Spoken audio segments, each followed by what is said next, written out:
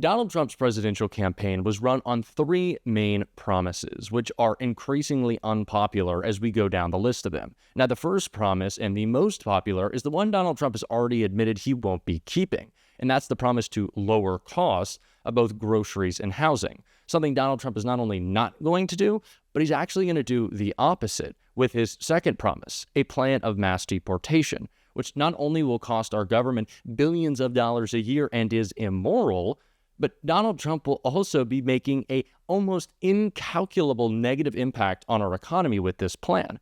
And if you thought that would be unpopular, just wait till you hear the third, which you already know. Donald Trump's promise to pardon January 6th insurrectionists, the same people whose chorus of the national anthem he played at his rallies, the same people Donald Trump praised as amazing and wonderful and patriotic, and the same people Donald Trump just got caught hosting a party for. Now, Donald Trump's plan to pardon these violent criminals is incredibly unpopular, but his praise of them is even worse. And that's why when he got caught in this, he threw an absolute tantrum that we are going to get into. But before we do, if I could quickly ask you to leave a like on this video, and if you haven't already, you enjoy our channel, to hit that subscribe button. It goes a long way, and it really means the world to me. Now, before we get into Donald Trump's meltdown after getting caught, I want to hear the reporting on this party from MSNBC.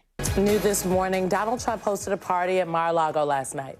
And that's not the news. The news is that the party was celebrating his efforts to overturn the 2020 election.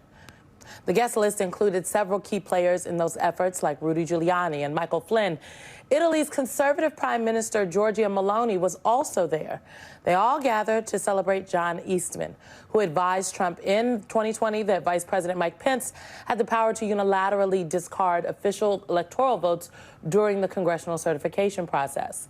In a video posted online, apparently taken from the audience, Trump sang Eastman's praises, insisting Eastman was, quote, right the whole time. Tomorrow will mark 4 years since Trump's conspiracy led thousands of pro-Trump extremists to storm the United States Capitol. Fortunately for Trump, Vice President Kamala Harris doesn't share his values set. Tomorrow, she will preside over the certification of Donald Trump's victory. Harris will protect the tradition of peaceful transfers of power as Donald Trump celebrates efforts to destroy it. Joining us now is NBC News correspondent Vaughn Hilliard in West Palm Beach, Florida. Also with us is Boston Globe columnist and co-host of the Sisters-in-Law podcast, Kimberly Atkins-Storr. Vaughn, welcome to you, both of you this morning. But Vaughn, give us a sense of this room. The audaciousness of it, just the in-your-face MFer, you know? We're going to celebrate the overturning 4 years later of trying to overturn an election. You have, Trump himself saying, I'm a big fan of John Eastman. He was right. He happened to be right. That's why they changed the law, and nobody wants to talk about that. They said he's not allowed to do it. He's not allowed to do it, and they convinced him he's not allowed to do it. Our vice president, then right after the election, they changed the laws so he can't do it. Now, what he's referring to is the Electoral Count Act, which Congress did change to basically shore up the ambiguities in the 1887 law that Eastman exploited, that he used against the country. So what was the sense in this room? What was the purpose of this gathering? Is just an in-your-face moment, or just a tale of things to come? Right. Let's be very clear. It was no coincidence that this event, in which he welcomed not only John Eastman, but Michael Flynn, Jeffrey Clark, the man who had urged the DOJ to put out false statements about the 2020 election, and who Donald Trump considered to make its acting attorney general before January 6th. They were up on stage. Rudy Giuliani was up on stage. Peter Navarro, who, of course, served 4 months in prison for contempt of Congress by not complying with the subpoena from the January 6th Select Committee. party. He was there up on stage, and they were all watching a film that was a documentary on the lawyer John Eastman, who you were talking about, who on January 5th, the anniversary being today, and January 6th, was urging then President Trump to pressure Vice President Pence to reject the electoral college votes coming from certain states, contending that he legally had the right to do so. And last night, while they were watching that documentary, it was happening in conjunction with Donald Trump welcoming Italian Prime Minister Giorgia Meloni, who sat right next to Donald Trump, between Trump and Marco Rubio, as they watched that film about John Eastman play out. There was a lot taking place, and to be brutally honest with you, guys, we did not know that this event was taking place in real time, and was watching these videos on social media trickle out as Donald Trump, just a day before the Kamala Harris is set to certify and oversee the counting of the Electoral College votes to make him the next president. He, here in Mar-a-Lago at Palm Beach, just across the water from where we're standing, welcoming those individuals who tried to help him overturn the 2020 election, being welcomed back to his estate here in Florida. So, Kim, just to underscore what we just heard from Vaughn there, no pool camera, no editorial allowed into Mar-a-Lago for the events, no readouts provided. It's a little bit like they're telling on themselves, like they know that what they are doing doesn't pass the smell test. So let me read you what Donald Trump had to say as he praised John Eastman. He said, "I'm a big fan of John Eastman. You know, he was right. He happened to be right. That's why they changed the law, and nobody wants to talk about that. They said he's not allowed to do it. He's not allowed to do it, and they convinced him he's not allowed to do it. Our vice president. Then right after the election, they changed the law so he can't do it." So the party that claims to back the blue is now throwing parties for violent criminals who attacked and killed a Capitol police officer on January 6th. That's what they're doing.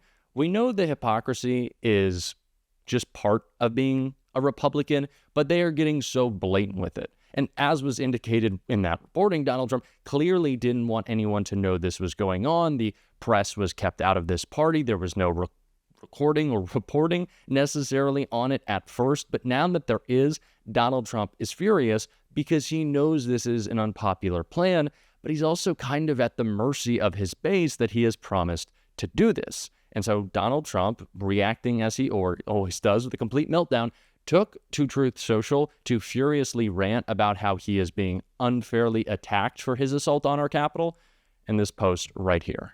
After getting caught throwing his January 6th insurrectionist party, Donald Trump posted, "There has never been a president who has been so evilly and illegally treated as I. Corrupt Democrat judges and prosecutors have gone against a political opponent of a president, me, at levels of injustice never seen before. Corrupt judges, or judges so blinded by their hatred of me and my political ideology to make America great again, are making a mockery of the United States judicial system, and the world is watching in disgust. Deranged Jack Smith and the evil and sinister prosecutor appointed by crooked Joe Biden to take me down was found to be illegally appointed by a corrupt DOJ and FBI, and all of his many charges against me were dropped or dismissed. His illegal raid of my home, Mar-a-Lago, will go down as one of the dirtiest tricks ever perpetrated by one candidate, a dumb as a rock, sleepy Joe Biden on another.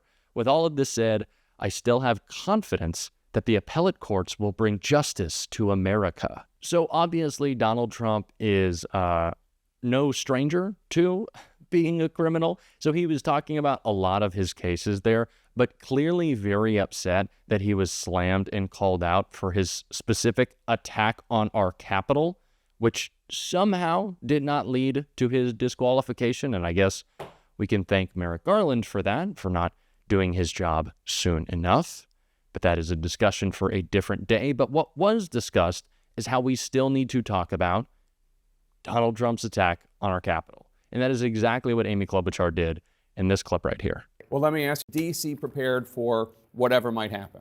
Yes, and I'll make clear that in any of these events, as you saw in New Orleans, horrible things can happen, and we know that.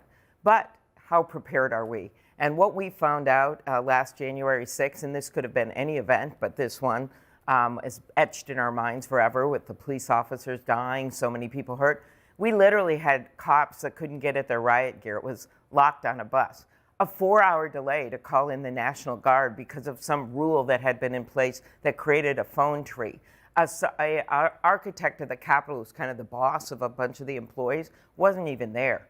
So these were dramatic changes. We made 103 recommendations. And my job as chair of the Rules Committee was to make sure they got done. We have, as you note, a new police chief, increased morale, many hundreds of more officers, and we have a plan and a strategy in place. That's not to say there aren't threats all the time on members of Congress or on the Capitol, but I feel very strongly that we have made major shifts. What happened last time where an officer's words haunt me forever on the police line said, "Does anyone have a plan? Does anyone have a plan?" And the answer from the leadership back then was no. Now we have clear leadership in place. Are you worried that January 6th, the horrible things that happened that day, are being forgotten?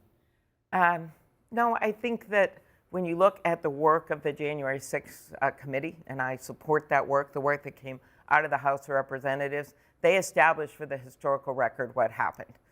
Putting aside the fact that a lot of people had reasons that they voted the way they did, people still care about their democracy. Donald Trump is celebrating one of the darkest days in our country's history, an attack that he perpetrated on our democracy, celebrating it, praising the people who did so. And it is incredibly unpopular. And so we need to be taking every opportunity that we can to be calling it out, not only because it was a horrible day, but like I said, Donald Trump's campaign was about promises that he pretends he's going to keep. And if all that comes out of his presidency is retribution against Liz Cheney and some pardons for the J6 insurrectionists, everyone who is so worried about the price of eggs shouldn't feel all that great about MAGA. And so if we can make it clear that that's what Donald Trump's focus is, his own retribution and his own, I don't even know, January 6th, not protesting, but anti-democratic posse, yeah, maybe the presidency isn't the smashing success that he's going to try to make it out to be. And so that's how we have to message, and that's what we're going to be talking about on this show every single day. And if you want to support that, as always, you can hit that subscribe button. You can leave a like on this video, and if you haven't already, you can drop a blue heart in the comments. And until next time, I'll see you soon.